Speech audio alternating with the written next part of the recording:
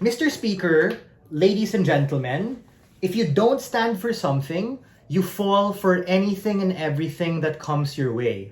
As an individual and collective ideology, centrism is a valid political ideology and lens to look at politics. We think that these particular centrist parties, like the ones we see in Europe, are ultimately a valid form of political expression, and the way in which these parties coalesce together, whether that be on a political, economic, or social level, those are particularly important. A few key points of framing before I move on to my argument and case. The first is, what exactly is our counterfactual? Our counterfactual is that we would like these centrist parties to remain centrist and not necessarily form any coalition, either through the lens of politics, economy, or social issues, under any strong kind of far end of the spectrum, whether that be the conservative right or the liberal left. We rather have them stay as they are, and we think that we're going to take the high burden and accept opening government's challenge that sure, we might not be able to necessarily win in the short term, but we're able to position ourselves better in the long term for people, institutions, governments, and everyone involved to be able to make an informed decision of what they want to truly be able to forward centrist ideology. The second is, we think the question might become, what exactly do these European centrist parties exactly want, right? And we think what they want is to give people who are moderate a chance to be centrist.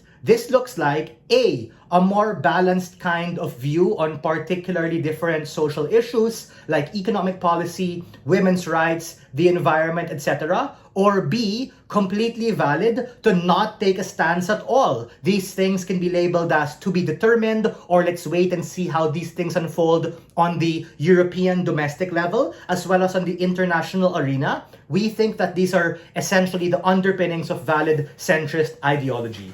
Three pushes coming from opening opposition, which serve as our clash. Responses to opening government will be integrated. The first is including far right-wing political parties, and when you coalesce together with them, potentially radicalize the centrist parties to an extent, and that becomes harmful in the impacts that you have. Secondly, in principle, co-opting dominant and potentially radical far right-wing policies are an affront against centrism. This is the principled stance.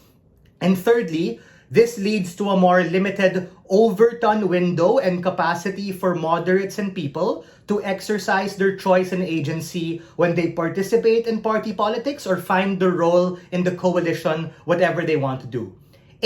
We have to understand that the characterization of this far right is essentially quite radical in the Overton window, meaning if you take a look at the Overton window of people's capacities, on the far end, of course, you have the far conservative right, on the far left, you have the far liberal right, and centrism, something unique about it, is that it's somewhat less radical. And we're willing to bite the bullet that to some extent this leads to maybe taking slower, sharp stances against certain social issues and political ideologies, but we think that these things are ultimately a valid and legitimate form of expression, given that we support a plurality of worldview for people, meaning whether you're a moderate or whether you're a left-leaning individual or a right-leaning individual, it's not in your interest to necessarily radicalize when the centrist ideology essentially shifts then to some extent to the right when they become associated with these coalitions. Why? How does this look like? What this looks like, and we feel like to what extent opening government failed to make out, is what does it mean to bring them under the banner in the coalition? That looks like potentially including... What? I paused my timer at 4:18. Was that a POI or did I chop out? What happened? Someone, I think, tried to offer POI, but I also couldn't hear anything. I just heard like a robot-y thing. Yeah, so I also paused the timer. Yeah. I think it's fine. I paused at 4:18. Yeah, guys, I'll take a POI for sure. I just said via chat, so no need to do that.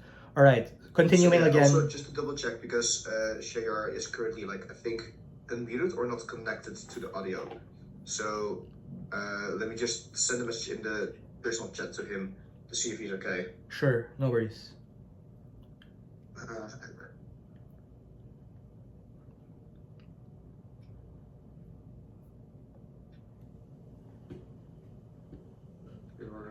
audio. Here are some chats. Hi, Piotr. I'm okay. Hi, can everyone hear me? Yeah, we can hear yeah. you. Yeah, your connection is a bit like weak, but we can hear you. Can people hear me? Hello? Yeah, we can hear you. Yeah. Yeah. Okay. Yeah, I'm sorry, like this never happens, but the university Wi-Fi just crashed, and I'm really sorry about this. Uh, uh, yeah, we could not, we weren't here for any of the LO speech. I what he did. Okay. So according to the tech policy, the thing to do is just I guess I can wait for a half a minute for you to just like reconnect, but we cannot restart the LO speech.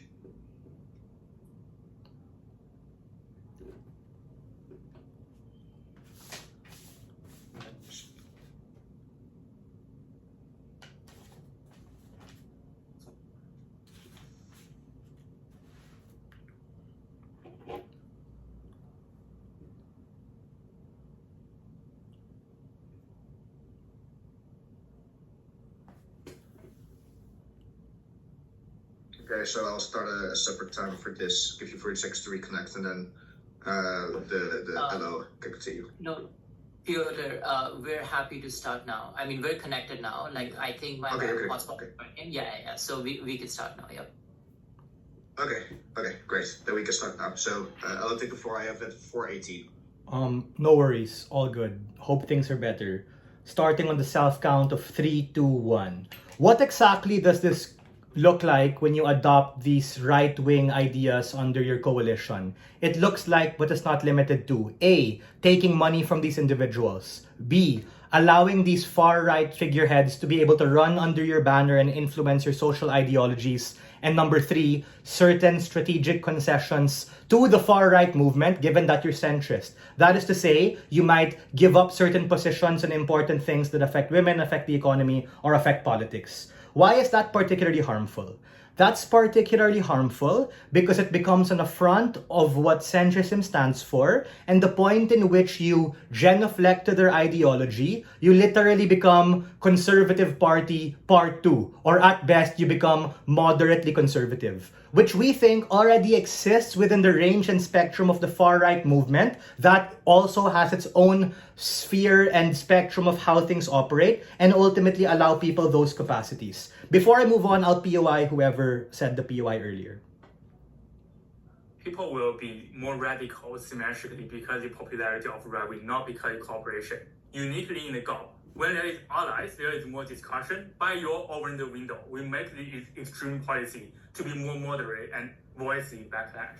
No, it's because of the reason that you said, and also our closing said by POI, that we recognize they're not super duper far right, but they're right enough to be able to shift that lens. The point in which you do that, sure, you de-radicalize the centrist movement, but that comes at the consequence of actually not being able to do what you stand for. And we think the harm, and my partner will elaborate more on this, is how you are able to nuance the Overton window and stretch it particularly farther. In fact, the centrist movement standing is the actual check and balance against that particular far right-wing ideology, which becomes a better mech in and of itself because people have the choice, capacity, and agency to be able to choose. Meaning, if they really are sold by those right-wing ideas because they want to be able to win, they want to be able to go what is populist, they want to be able to go with what the majority are saying, then so be it, they can do it. What I'm saying is don't drag people who want to be moderate, people who want to be on the middle end of the spectrum with you to that regard.